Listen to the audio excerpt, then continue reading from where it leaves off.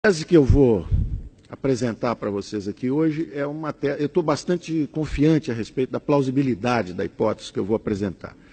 E nós somos prisioneiros cognitivos, para usar a linguagem do professor Douglas North, que é o prêmio Nobel, que nós tivemos o prazer também de assistir aqui ontem.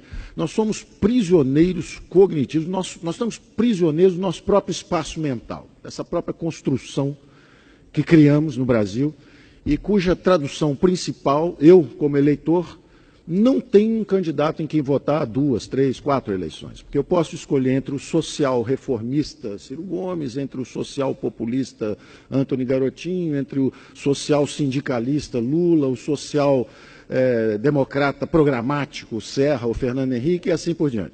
Então, o Brasil é prisioneiro da armadilha cognitiva social-democrata. Baixo crescimento, desempenho econômico medíocre, e eu vou traçar aqui uma história curta de como nós produzimos essa prisão, de por que o Brasil, que foi um país que no século passado, nos primeiros 70, 75 anos, foi a economia que mais cresceu no mundo, 7,3%, 7,4%, por 70 e poucos anos ininterruptos, à frente inclusive do Japão, porque o Brasil foi atingido em pleno ar, fulminado, quebraram a dinâmica de crescimento do país, e nós estamos prisioneiros dessa armadilha de baixo crescimento. Essa história é relativamente curta e relativamente simples. Ela começa no crepúsculo do governo militar, onde você tem uma centralização, governo federal, os braços armados da intervenção estatal são as empresas estatais, Telebrás, Eletrobras, Portobras, Siderbras, Nuclebras, etc. Programa da Ferrovia do Aço, 15 bilhões de dólares, programa nuclear, 15 bilhões de dólares, Transamazônica, 9 bilhões de dólares, gastos excessivos públicos, e vamos para o ocaso do regime militar em meio a acusações de autoritarismo e corrupção. Vocês se lembram que os militares que entraram com a ideia de tradições, pátria, a defesa da moral e da ética e da própria liberdade, porque devolveriam rapidamente aos civis o regime democrático, no final saem do Palácio do Planalto pela porta dos fundos, literalmente. O general Figueiredo não transmite a faixa presidencial e sai pela porta dos fundos do Palácio. Por quê? A direita sai desmoralizada e a esquerda é atraente, porque a esquerda, e de novo eu faço referência ao que o professor Douglas North disse ontem, a eficiência do mercado político. Como é que o mercado político pode ser eficiente se as alternativas são: você é de direita, portanto autoritarista e corrupto, ou você é a favor da democracia e da justiça social e você é de esquerda? Bom, toda a população brasileira passou a ser de esquerda, porque há uma falsificação cognitiva a respeito das alternativas possíveis. E os liberais democratas, que existem desde Atenas, com os mercados e a democracia, que só foi expandindo os círculos de inclusão. O capitalismo é uma história de inclusões, não é uma história de exclusões. Aliás, os últimos que estão sendo incluídos são os 3 bilhões de indivíduos da China, da Índia, da Rússia, do leste europeu, que haviam provado a outra receita. E onde está essa tradição de 2000 anos? De democracias e mercados, primeiro entre os gregos. Esparta, militarista e autárquica, ganha a Guerra do Peloponeso e começa o declínio da civilização grega. Não é acidente. O socialismo é um episódio relativamente curto da história humana, sangrento bastante pelas reações que produziu, né? 2 guerras mundiais, 120 milhões de pessoas atingidas, mortas, ou em combate, ou por torturas e repressões internas. A sociedade aberta quase faleceu no século passado, foi asfixiada pelos 2 extremos, pelo socialismo e pelo comunismo de um lado, nas sociedades fechadas, e pela reação nacional socialista, que era o nazismo, de um lado, também extremo. E onde estão os liberais democratas, que eram a favor de democracia e economias de mercado? Os amigos da liberdade, sempre ameaçados pelos 2 extremos. E não são conservadores. Conservador é quem quer conservar. Os liberais nunca quiseram conservar. Assistimos ontem também a conversa sobre a grande sociedade de livre acesso, né? Que é o que a democracia e os mercados têm feito. E o socialismo, então, é absorvido pela grande sociedade aberta simplesmente como uma síntese de solidariedade. É a única coisa que restou do socialismo aproveitável. Né? Ele entra no lugar da religião, que ele sempre detestou, ele entra no lugar da solidariedade, do instinto de solidariedade, que realmente, numa organização global, há inseguranças no coração do homem, o indivíduo se sente desprotegido e precisa da tal rede de proteção social. E fica, então, aquela falsa promessa de que com o socialismo você pode entregar aquilo. Ora, as populações que se entregaram a essa busca implodiram e estão hoje tentando reingressar no capitalismo globalizado, sem encargos sociais, sem encargos trabalhistas, sem proteções e pedindo pela inclusão do lado de cá. O Brasil, sociedade politicamente fechada, início dos anos 80, tateando no escuro, procurando uma direção. Se você é um democrata, está a favor do restabelecimento do regime democrático e é a favor da justiça social, junte-se a nós. E começa uma competição infernal de um mercado político ineficiente, porque ele é prisioneiro de uma mentalidade equivocada, obsoleta e passada. E aí nós temos um fascinante desfilar de tragédias, nas 3 dimensões do nosso grande equívoco, que é essa armadilha social-democrata. Quais são as 3 dimensões? A primeira dimensão são as disfunções financeiras. Então, vamos examinar orçamentos, a história dos orçamentos aí nesses últimos 20 anos, as 2 décadas de democracia. A primeira grande onda intervencionista vem com os militares, que levam os gastos públicos para 22%, 23%, 24% do PIB. E, como vimos, investindo em capital físico, instalações industriais, máquinas e equipamentos. O capital humano jogado para o lado. Educação, saúde, habitação, segurança, justiça, esse troço para o lado. E o que a gente tem realmente são grandes empresas estatais e grandes projetos federais. Na hora que você abre politicamente, a pressão social é colossal pelo resgate da dívida social, né? As desigualdades de oportunidades. De um lado, políticos inebriados, em busca do poder finalmente atingido com a abertura política. De outro lado, jovens economistas inexperientes, incultos e em busca da fama e do sucesso fácil. Oferecem soluções rápidas, sem reforma do Estado, sem explicitar esse conflito de reforma do Estado que seria necessário e que nós não fizemos até hoje. Vende-se uma receita fácil. É só congelar preços, usar uma âncora cambial, fazer uma tablita de conversão, está feito o plano cruzado. É uma falsificação da realidade. É como viabilizar a classe política gastar mais, oferecendo uma solução inorgânica, disfuncional, falsa. Aquilo dura 1, 2, 3 anos de glória, implode, explode, o Brasil vai para uma moratória externa, caça bois no pasto, persegue empresários e começa a nossa tragédia financeira. Saímos daquilo ali, vamos para outra disfunção. Aprendemos que não podemos usar política monetária irresponsavelmente, nem dar o calote externo. Então agora vamos usar a política monetária. Aí começa o plano real, bem concebido, interessante, porém também centrado num instrumento. Os primeiros 4 anos de plano real, o valente Gustavo Franco defendendo lá a fronteira, sozinho, cercado de índios por todos os lados, até o ataque final, onde ele é derrubado também, porque não há reforço. Houve déficit fiscal durante os primeiros 2, 3, 4 anos de plano real.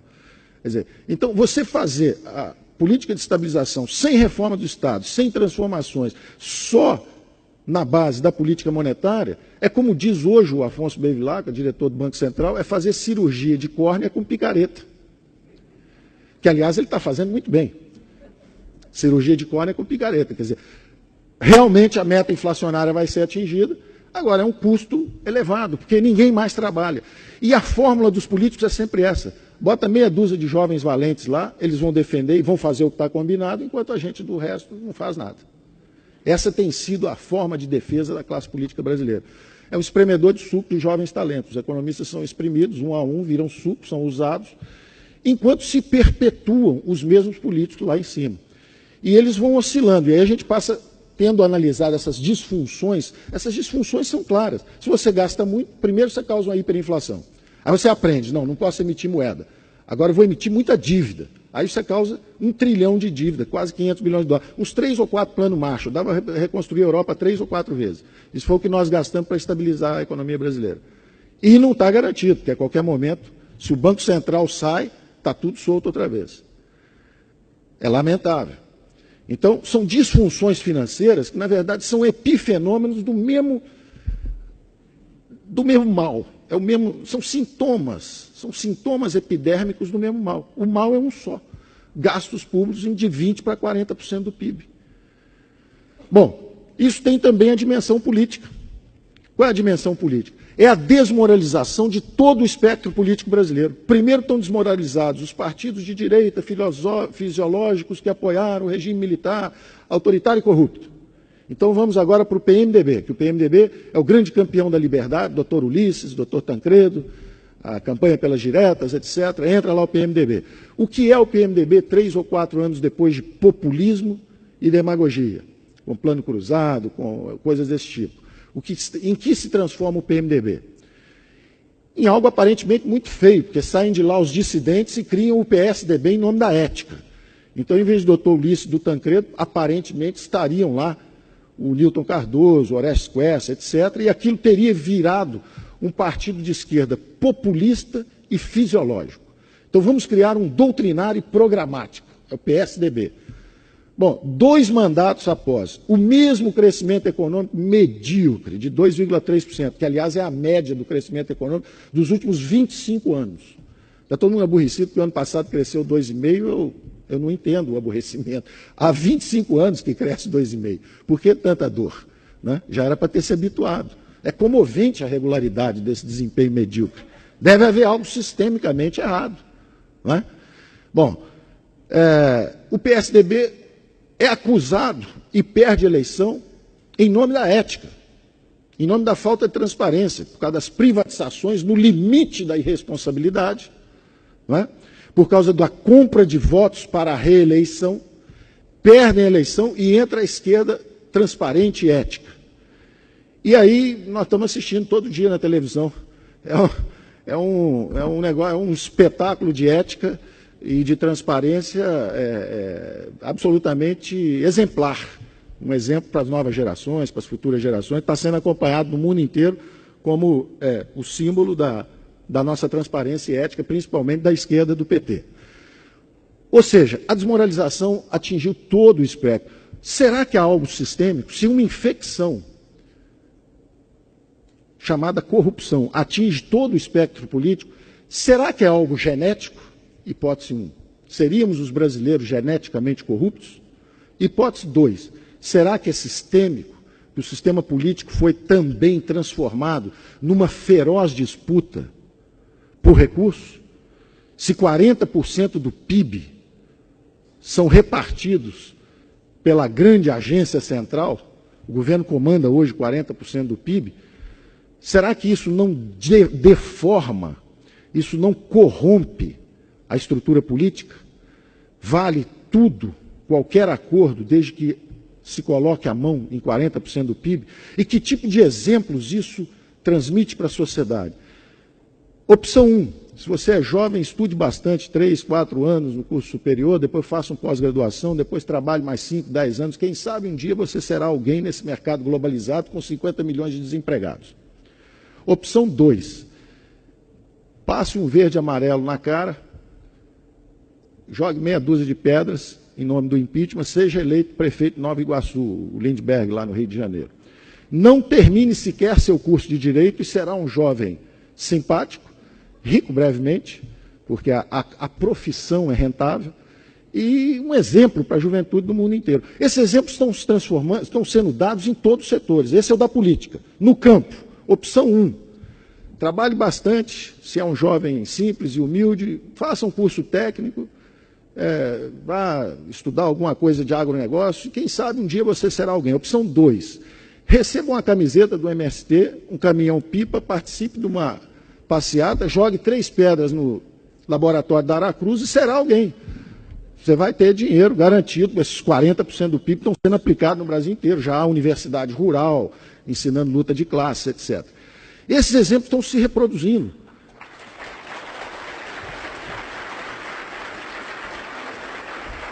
Empresarialmente é a mesma coisa. Opção 1, lute competitivamente no seu mercado e compita com 80 milhões de brasileiros por uma fatia.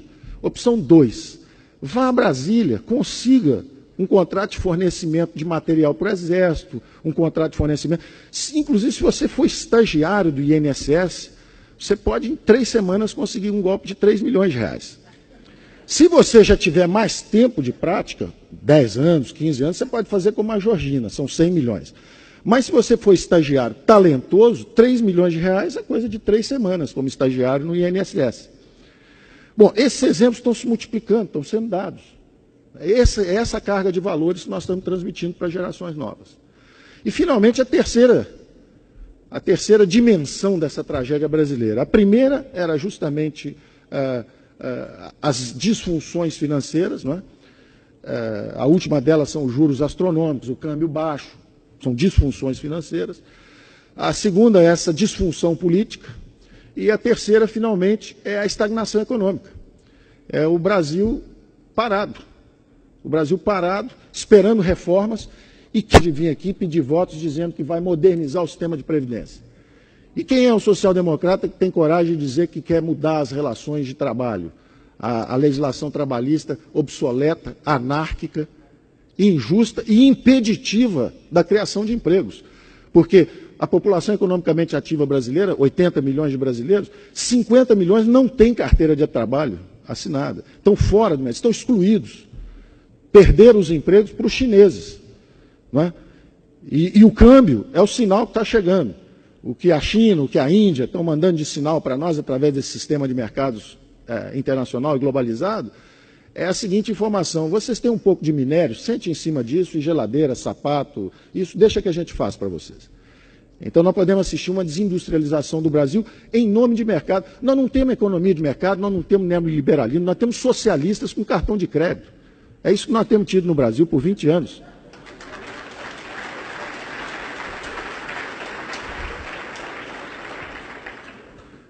E hoje, o desafio da estagnação econômica é o seguinte: você tem uma bola de ferro na perna direita, que é excesso de impostos, a bola de ferro na esquerda, juros elevados. As mãos amarradas são os encargos sociais e trabalhistas. E alguém diz assim: agora corre que o chinês vai te pegar. É isso que nós estamos vivendo.